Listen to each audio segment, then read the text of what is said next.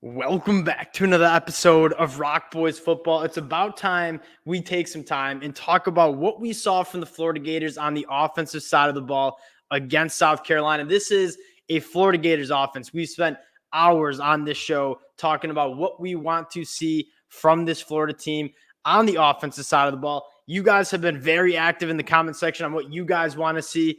And we kind of saw a lot of those things against South Carolina on Saturday. Want to take some time and talk about what we saw. Before we do, just want to say one, thank you to you guys, and especially the Florida Gator fans. This is one of my favorite teams to talk about. You guys always show a ton of love and support. So if you do enjoy the content, consider subscribing to the channel. More importantly, though, let's hear it in the comment sections. We got to be a little fired up about what we saw in the momentum Florida could ride into the second half of the season. Really excited to get into it. Appreciate y'all rocking with it. Without further ado, I want to start with one. This was our last week. We talked about what do we want to see Florida do on offense. And the first thing we said was, let's attack that deeper third a little bit more than what we've done in the past, right? Graham Mertz, almost an 80% completion percentage coming in. He's been a very efficient passer. What has Florida really struggled to do this season, especially the first half of the season, was hit some of those explosive plays. Graham Mertz, heading into this game, had only targeted wide receivers down the field 16 times heading into this game. How many times do you think Graham Mertz did it on Saturday against South Carolina? 12. That was our biggest talking point, was this Florida Gators offense just seemed too easy to defend because it was so congested. It was a lot of the concepts that Billy Napier and this offense were running were within 10 to 15 yards of the line of scrimmage, which is making it really easy for an opposing defense to kind of squeeze down on this offense, because they're not worried about the threat of you pushing the ball down the field, throwing it over the top of the defense. Although Graham Mertz was only 4 of 12, a 33% completion percentage, attacking that deeper third, 20-plus yards down the field, I don't think it was a coincidence that you saw the middle of the field really open up for this Florida Gators offense, because they were showing we will attack you if you want to squeeze down on us on the defensive side of the ball. And what else did you see? Some explosive plays, some 15-yard defensive pass interference penalties. Those type of things don't necessarily show up in the stats, but they help in terms of moving the football down the field. That was an incredible performance by Graham Mertz. And quite frankly, a lot of SEC fans and college football fans owe Graham Mertz an apology, including myself to an extent. We talked heading into the year that I think Graham Mertz can be a lot better than he was at Wisconsin in this Florida offense.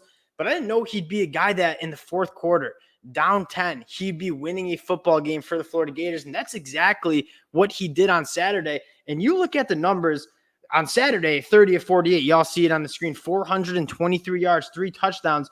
On the year, though, I mean, he's been absolutely incredible in spite of an offensive line that has not been great in pass protection. 76% completion percentage, 2,000 yards, almost 2,000 yards, 12 touchdowns, 2 interceptions.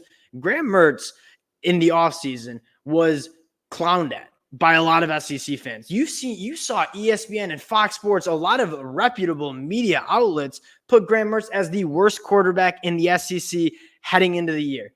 Right now, how many quarterbacks are you taking over Graham Mertz right now as the season stands? Not that many. Graham Mertz has been phenomenal. They kind of let him, I think the overall take on it is, they gave him the keys to the car. They said, hey, go be a playmaker, go run this offense, and go take your shots. And Graham Mertz did exactly that. And I think that's partially why you see Florida in the offense absolutely explode on Saturday. Second thing, and you guys are probably sick of hearing me say this, but I'm going to say it till I'm blue in the face. College football in general, especially at the college level, it's not that complicated of a sport when you get down to it. Let your playmakers make plays. You got to identify who on this offense are going to be your playmakers, the guys who are different level athletes, and get the ball to them any way possible. That's exactly what you saw Billy Napier in this offense do on Saturday, starting with Eugene Wilson. I mean, he a true freshman. I get it. But we said heading into this game and kind of throughout the year, Eugene Wilson is different with the ball in his hands. Like, he has a different level of burst, a different level of agility and ability to make people miss. And they were using him like that. You saw him line up in the backfield. You saw him come around in motion, getting him in under rounds, screen passes, quick slants. Any way you can get the ball into his hands, it's going to work out in a good way. And you saw the Florida Gators kind of simplify that idea and say, Eugene Wilson is that dude. We're going to get him the ball and let him cook South Carolina's defense. It's exactly what Eugene Wilson does. Now, another guy I probably owe an apology to, Ricky Pearsall. I was a little bit critical. I actually have two guys that I owe an apology to, and I was pretty high on the Florida Gators heading into the year. Some of these guys have outplayed my expectations in meaningful ways. Ricky Pearsall is next on the list. 10? Got to check his numbers. Eugene Wilson and Ricky Pearsall combined, 16 catches, 250 yards, and a touchdown. Ricky Pearsall goes for 10 catches, 166 yards, and massive points in that game where plays needed to be made. Ricky Pearsall was making those plays. He's a guy that I said, I think he's a solid SEC wide receiver. Is he a true elite wide receiver one in an SEC offense? I said no. I'm an idiot. I mean, he has been playing like one of the best wide receivers in the SEC, and you combine Ricky Pearsall and Eugene Wilson. I mean, those two guys have been absolutely phenomenal. And another dude that I was probably pretty critical of, and you look at his numbers, Arlis Bordenham, 5 catches, 55 yards, a touchdown, a key conversion on 4th and 11. I said heading in that the tight end position was not a position that was eye-popping on paper. I didn't think it was a very strong suit of the Florida Gators. Man, was I wrong about that, because Arlis Bordenham is another guy that's emerging as being a legit playmaker for the Florida Gators.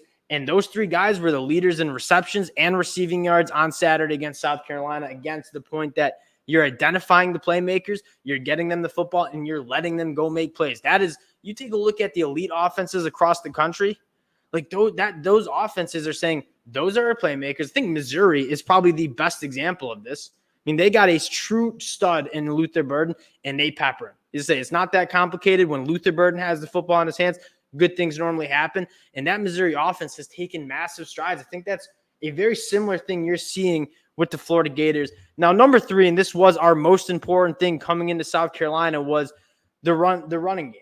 Now, was it crazy numbers-wise? No, but Montrell Johnson and Trevor Etienne averaged together 5 yards per carry. They were efficient, but I want to focus on running with the intent, right? Over games where you saw Florida struggle on offense, Kentucky probably being the number one example, it seemed like Billy Napier is just like, our identity is running the football. We're going to just run the football on 1st and 2nd down.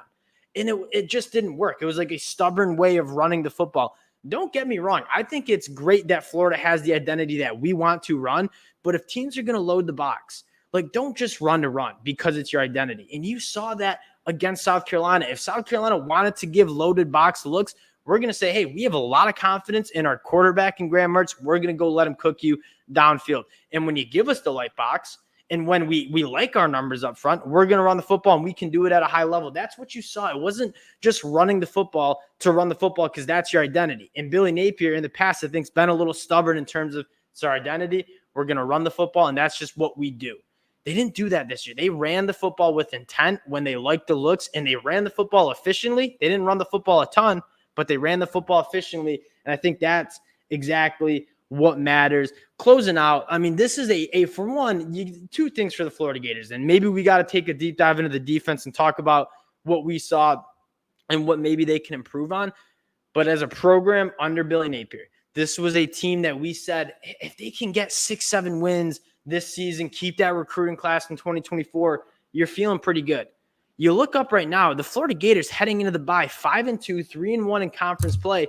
And you look at the remaining teams on their schedule, and you got some tough opponents. No doubt about that, but there's not many games where you're saying the Florida Gators cannot win. They got a massive road win, which has been Billy Napier's bugaboo since he's been in Gainesville. For me, this is a momentum changer. You were down 10 in the 4th quarter. You lean on your quarterback, Graham Mertz. He goes out and wins you a football game. You get that monkey off the back that you can't win away from the swamp. Florida coming off this bye week, like, this seems to be a team that, again, I'm not going to sit here and say they're going to go win an SEC championship. This is a team that's much more dangerous than people gave credit in this Southeastern Conference. And if you're a Florida Gator fan coming out of this bye week, getting some guys healthy on that offensive line, and in general, you got to be absolutely thrilled about what this season could be in the second half of this. And you're going to get Georgia without Brock Bowers. I'll just say that. Very excited for the Florida Gators. Again, a team I love talking about. Was optimistic about him. Not sure I was this optimistic about him. The support you guys have shown the boys, though, truly does mean a lot. So if you enjoy the content, consider subscribing to the channel, and we'll talk to y'all later.